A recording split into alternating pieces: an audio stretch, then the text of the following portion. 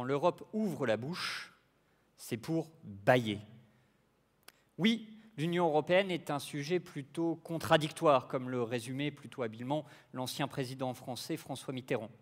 Un sujet qui naviguerait entre l'hostilité, les oppositions, les réticences ou les résistances et l'indifférence plus ou moins marquée.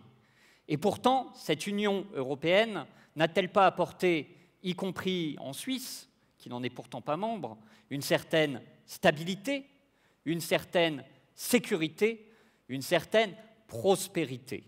Alors, certains le pensent, et c'est peut-être le cas de certains d'entre vous, d'autres en doutent. Ma thèse s'intéresse à ceux qui en doutent. En France, ceux qui doutent, et c'est plutôt bien résumé par cette caricature de Patrick Chapat, ce sont notamment une grande blonde qui hurle contre les étrangers, c'est aussi un petit chauve qui grogne contre les immigrés. Vous voyez peut-être où je veux en venir. Mais il existe d'autres formes d'opposition à la construction européenne dans le spectre politique français, notamment à l'extrême gauche. Ces dernières sont peu étudiées dans la littérature, c'est pourquoi j'ai décidé d'y consacrer ma thèse. J'ai distingué 4 grandes maisons. Alors non, il ne s'agit pas de Poufsouffle, Serre d'Aigle, Serpentard ni Gryffondor, non.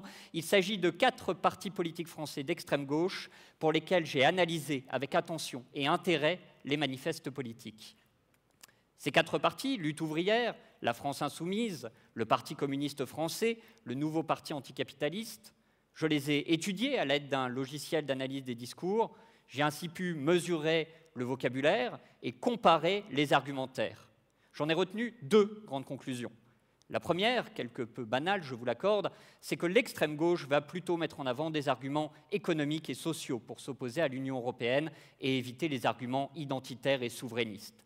La seconde, plus intéressante, c'est que l'extrême gauche est très contradictoire dans le projet européen qu'elle souhaite défendre. En effet, on nous parle d'une Europe qui serait plus démocratique, mais où seul le sort des citoyens français est vraiment considéré. On nous parle d'une Europe qui serait moins atlantiste, mais où, et c'est malheureusement d'actualité, l'impérialisme russe est parfois excusé. On nous parle d'une Europe qui serait plus sociale, mais où malheureusement les autres modèles socio-économiques sont souvent ignorés.